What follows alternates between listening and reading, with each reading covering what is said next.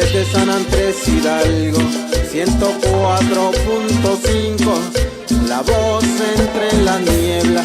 Le saludan sus locutores para complacerles las canciones de su agrado.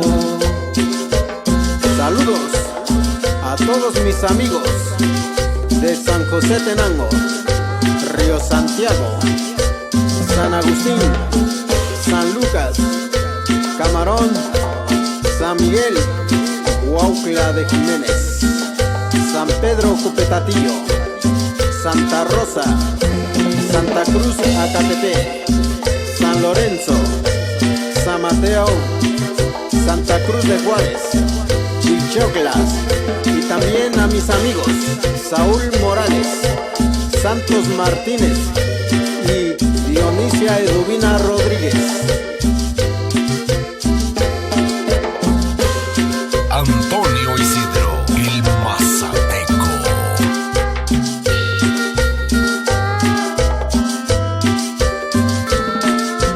Pidan sus canciones y manden sus saludos, porque los locutores ya están esperando. Ellos son amigos de todos los pueblos. 104.5, la frecuencia de la voz entre la niebla.